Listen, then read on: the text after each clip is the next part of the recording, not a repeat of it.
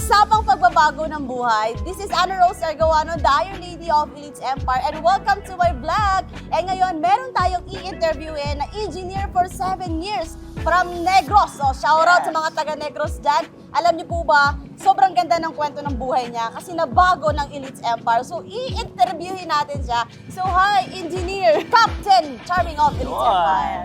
Hi everyone, so my name is J.R. Aseo. Yes, an engineer by profession.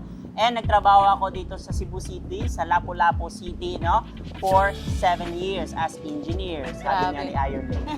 So before ka naging engineer, kwento mo naman, kasi for sure hindi pa naririnig ng lahat yung story mo. And for sure talaga, may makaka-relate sa kwento mo. Yun. So, sa mga hindi alam yung kwento ko talaga, nanggaling ako sa Negros Occidental.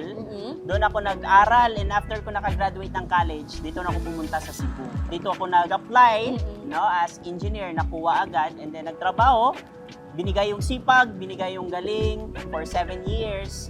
And sabi nga nila, no, sa tagal ko sa employment, bakit walang massive change? And doon ko nakilala, doon ako naghanap, doon ko nakilala yung community nito na nagbabago ng buhay ng isang engineer. Grabe. Pero bago ka naging engineer, ano yung naging kwento mo?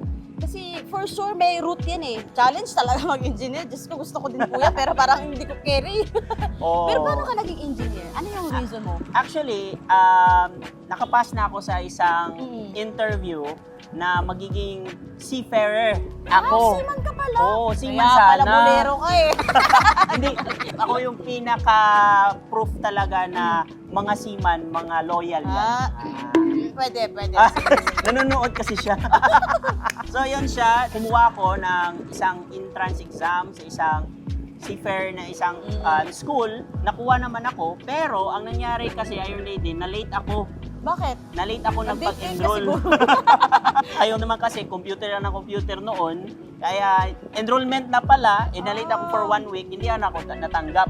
Umuwi kami. Nung pauwi na kami, may nakita kami na school. Sumakay kami, kasama ko yung mama ko, isang jeep. Nandun, may nakapangalan, St. La Salle Bacolod. Di ba? Sabi ng mama ko, pwede ka ditong kumuha ng entrance exam. So nag-try ako, nakuha na din ako. Matalino pala ako. Sa entrance exam lang. Hindi sa school. Alam ko na ba't ka matalino? Marami ka nunal sa mukha. Mga 23 yan, 0.5. Merong maliit kasi.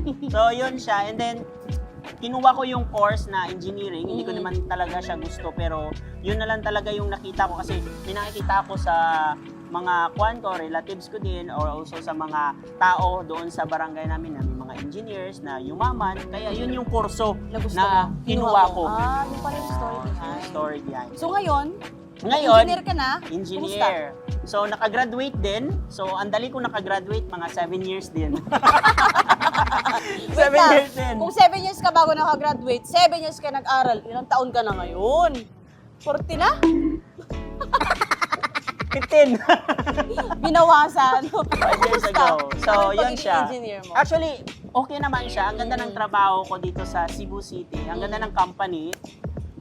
Pero doon ko lang talaga nakita na parang hindi nag-grow yung finances ko. Yes, exactly. Kaya sabi ko nga, doon ko na-realize nung 7 years pa lang, bakit ganun yung buhay ko. And one day, na gusto ko talagang magkaroon ng pagbabago sa buhay. Kaya yun, nag-try din ako magbenta sa office ng kung ano-ano. Nag-try din ako magbenta online ng mga sapatos. Ang dami kong mga racket noon. Bakit? Kasi gusto mo na? Gusto ko talaga. Sabi nga nila, kung meron ka isang source of income, dapat dagdagan. Yes, so sabi nila, maghanap ka lang. So nag-try din ako. Kahit ano talaga, ginawa ko na talaga. Pero bakit kulang? And one morning, hindi pala morning kasi 1 AM yun eh. Nagsiscroll ako ng Facebook and then nakita ko isang post about Elites Empire. Nakita ko doon may mga estudyante na kumikita ng more than 100,000. Merong mga seaman na kumikita ng 200,000. merong mga empleyado na kumikita ng 300,000.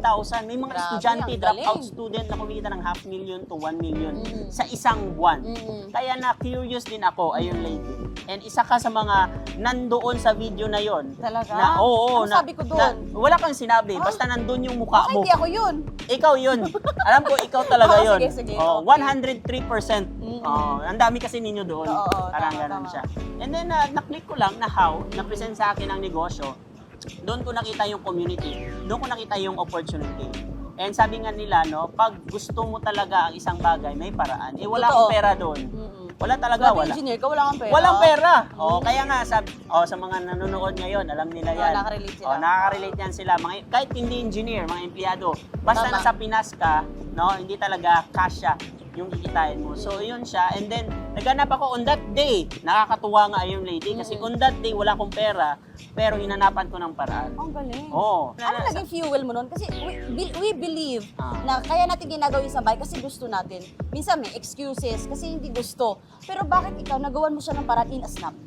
Kasi nakita ko din yung buhay ko noon na walang-wala talaga. Tama. Yun yung naging fuel ko na for 7 years, kung walang nangyari sa buhay ko, why not gawan ko ng paraan? Baka Tama. may mangyari.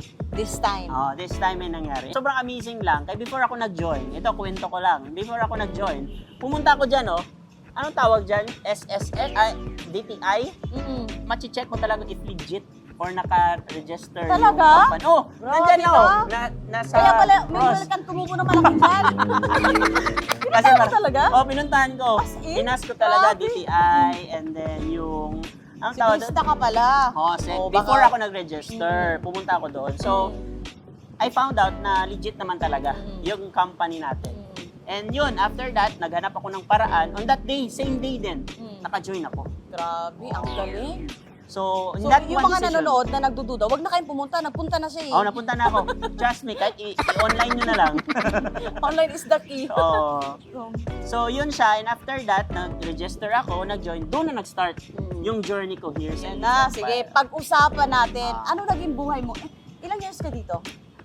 Dito, almost 4 years na ako, January, this year, January. Wow! So, ibig sabihin right now, 3.5 years pa lang siya na 3 ginagawa ang years. Philips Empire. More than So, 3 years. let's talk about anong naging success or naging results mo in just span of 3 years. Yun. So, ako naging CEO ng company. Wow! Kinabahan ako doon. Hindi, joke lang. So, after ko nag-join, my first month talaga, Iron Lady, doon ko na-realize na kung ilagay mo lang talaga yung sipag at galing mo sa right opportunity, talagang malaki talaga yung resulta at Tama. iba yung resulta.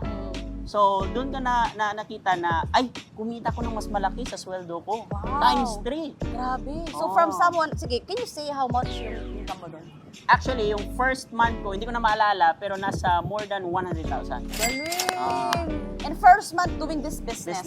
And then, Grabe. second month ko, more than 100,000 na naman. Third month ko, nasa more than 200,000. Grabe, Until no? I hit my first million in 8 months. Grabe! And, So, paano yun? Wait, ang question, kasi ano kay engineer, hindi mo naman to linya. Ah. So, anong naging mindset mo that time na this network marketing, multi-level marketing, anong naging mindset mo? ang mindset ko kasi nakita ko, kung nakaya ng mga dropout student, Tama! nakaya ng mga True. OFW, nakaya ng mga seaman, nakaya ng mga estudyante, Tama. kaya din ng isang engineer na Tama. nag-graduate nga. Oh, And nag-exam pa. kahit anong nga background, Iron Lady, kayang-kaya talaga. With the system that we have here sa community, kayang-kaya na kumita ng malaki. Tama. Basta willing lang talaga True. magpa-guide. And gawin mo din yung best mo. Yun lang. Grabe, no? So, in your 3 years na ginagawa ang Philips Empire, magkano na yung total accumulated income mo? Nasa, I think, hindi ko pa na-check ngayon kasi kumita ako ng more than 110,000 this month. In 8 days na pala, this month. 8 days, kumita na po siya ng 100,000.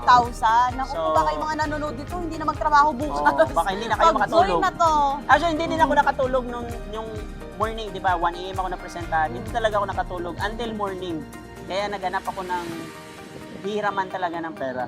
So, yun siya. Ang galing. And right now po, si Captain, meron na po siyang leader din na millionaire na din, na OFW. Dalawa sila actually. Oh, dalawa sila. Yung isa Yun teacher. yung Grabe, kagandahan ang galing. sa negosyo natin kasi hindi lang ikaw yung kumikita ng malaki. Mm-mm. Hindi lang din ikaw yung natutulungan yung family mo, but those people na gusto din ng ganitong resulta. Grabe, and alam niyo po ba, ang isa sa napakasarap na results na nabigay ng Elites Empire kay Captain is tingnan niyo po nasa likuran niya. Oh, Yun! car niya. Grabe. So- Sa 7 years mo, nakabili ka ng sasakyan sa pagiging engineer. Hindi Iron Lady. Why? Kaya nga sobrang grateful ko kasi sa experience ko as engineer, ang napundar ko lang talaga is motor ko. Grabe, no? So, yung motor na yon, actually, sobrang grateful din ako kasi never ko din na-realize na yung motor na yon, yun yung palang magdadala sa akin sa ganitong resulta. Kasi nangarap ako eh. Sabi ko, yung motor na yon, soon magiging sasakyan. Yeah. Pero hindi ko alam kung anong klaseng opportunity. True. Pero Na- nai-imagine mo na. Na-imagine ko Kaya na. pala na mo Oo. Elites Empire. Pero hindi ko alam kung ano yung opportunity na yun na magbibigay sa akin ng ganong Ang resulta. galing. So you are, talaga, destined ka Dreamer talaga talaga. dito. Oo. Oo. Tsaka nag-i-imagine ka na mataas ka na mangarap noon pa. Oo, So yes. binigay talaga ni God, ni Higher Creator, yung opportunity para matupad kung ano yung pangarap mo sa buhay. Grabe, no? So, right now, anong message mo sa mga nanonood ng video na to na maybe they are working or empleyado sila or same mo din ang engineer na pag nakita nila yung video na to, try din nila. What if, di ba? Kung nangyari sa'yo, Tama. mangyari din sa kanila. Actually, almost 4 years ago, no? Actually, kung nanonood ka right now, almost 4 years ago, yun din yung hinahanap ko sa buhay. Isang opportunity, isang community na gustong baguhin yung buhay ko or pwedeng mabago yung buhay ko.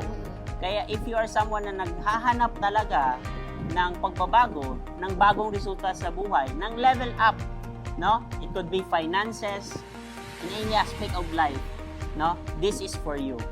And ginawa talaga to yung community na to and this opportunity para sa mga tao na katulad mo Yes. na nanonood right now.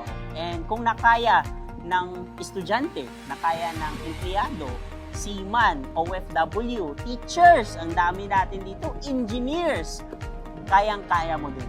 Yan lang yung yan lang ma-assure ko na kung nakaya namin, kaya mo rin. Yes, thank you so much, Captain, no, Oh. Engineer J.R. Arcejo. Yung po ito po Yeah. yung pangalan.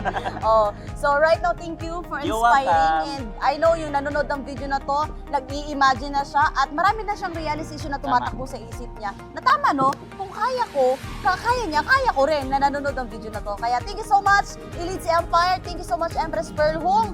And thank you sa lahat ng mentors. Again, napakaganda ng story ni Captain. And it's time na story mo naman ang marinig. Maybe nanonood ka lang ngayon, pero alam ko one day, alam ko talaga. Kasi sabi niya nga nakikita niya na yung video namin before. Pero ngayon, kasama ko na, ini-interview ko na. And I can't wait na ikaw na nanonood ng video na to, buhay mo naman ang ma-share mo sa maraming tao. So again, thank you so much, Elites Empire. Thank you for watching my vlog. Keep on sharing, like, and comment sa post na to kasi I know na maraming mai-inspire pa kasi alam ko katulad mo rin, dreamer ka rin, na gusto mo na massive change sa buhay. So again, this is Ana Rose Argawanan. Thank you so much!